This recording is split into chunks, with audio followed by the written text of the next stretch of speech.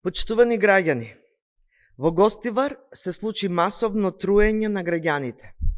Институциите, системот целосно потврлија во заштита на здравјето на луѓето и затоа мора да има и кривична и политичка одговорност. Граѓаните мора да ја знаат целата вистина, да знаат што се случило, зошто труењето не се спречило, каде затаиле институциите, зошто нивното здравје беше загрозено. Сите здравствени институции потврлиле, тоа е факт. Загадувањето на водата започнало уште на 25 јуни. Значи, 22 дена гостиварчани пиеле загадена вода, а никој не превзел ништо. Зошто Центарот за јавно здравје не вршел редовни анализи на водата? Првите случаи, првите пациенти биле забележени на 13 јули. Од тогаш по 200 граѓани дневно се пријавувале секој ден. Зошто кога бројот на пациенти почнал нагло да расте, никој навреме не ја истражил причината? Првите детални препораки на здравствените власти се издадени дури на 18 јули од Институтот за јавно здравје.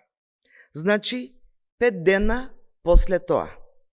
Дополнително, само 3 дена пред да се открие дека луѓето од Гостивар пиеле контаминирана вода, Центарот за јавно здравје доставил извештај дека водата може да се пие.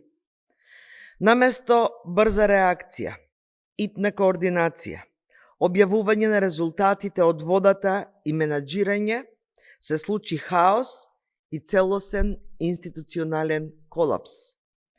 И наместо здравствените власти да побараат испитување на водата и веднаш да превземат мерки, тоа го прави по допрен глас јавното обвинителство.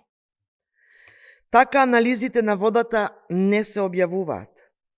Обвинителството се повикува на тајност на истрагата, лекарите и граѓаните не знаат што се случува и со што се соочуваат, се кријат информации кои мора да се знаат.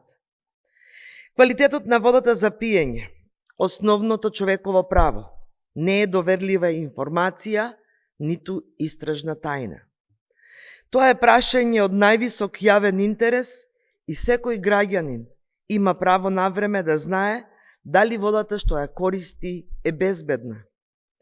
Навременото предупредување и забраната за користење на водата поради утврдените микробиолошки отстапувања во ниту еден момент немаше да ја загрозат истрагата. Напротив, ќе придонесува за заштита на здравјето на граѓаните. Но, институциите одбраа да тактизираат, а здравствените власти, тие кои треба да се грижат за здравјето на граѓаните, молчеа. Цената на тоа молчење беше дополнително ширење на епидемијата. Денес повеќе од 3000 граѓани се регистрирани со симптоми на труење и уште многу кои се лекуваат дома. Затоа бараме да се утврди целиот синџир на одговорност од локалните институции до Министерството за здравство.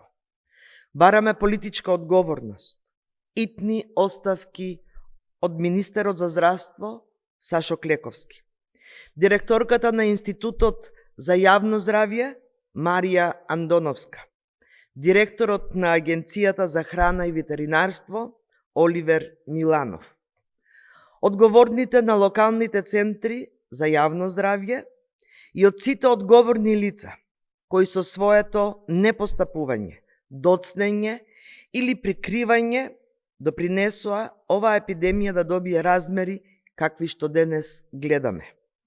Јавното здравје е над секој поединец. Здравјето на граѓаните е над секоја процедура. Одговорност мора да има.